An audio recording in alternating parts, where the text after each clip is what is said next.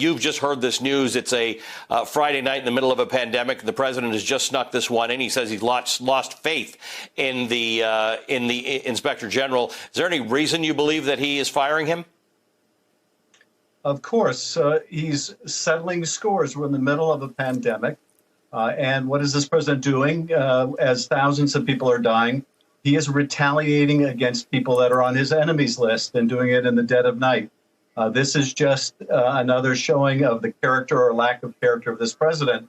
But it is a real threat to the independence of the intelligence community, which lost the head of the community, the DNI, the acting DNI, and his deputy.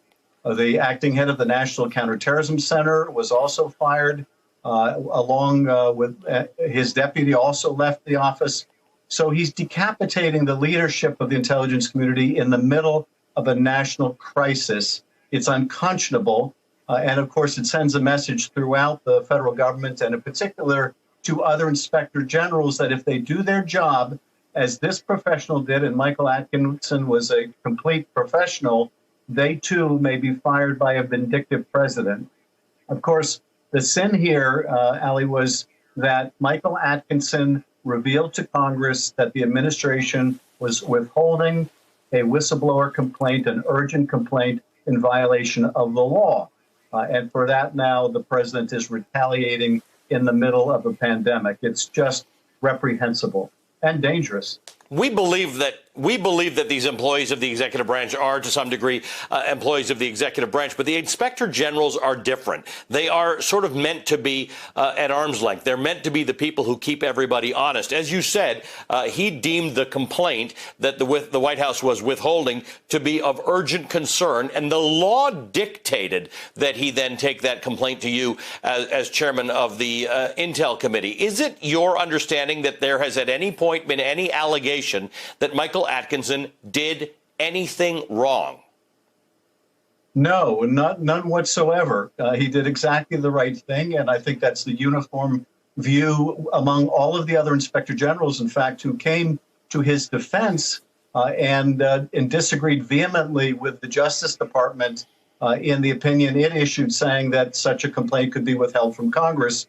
So all of the inspector generals were in the same position. And I think this sends another shockwave through the intelligence community. I'll tell you this also, Ali. I've also learned that while the statute requires that Congress get 30 days notice before the president would remove an inspector general, he has put the inspector general immediately on administrative leave, effectively doing an end run around the statute to immediately remove this consummate professional. Yet again, a flagrant disregard of the law and a president who is so terrified of oversight that he would take this kind of an action in the middle of a crisis. Congressman, what options do you have in this case? Well, we're certainly going to do our oversight into the circumstances behind his firing.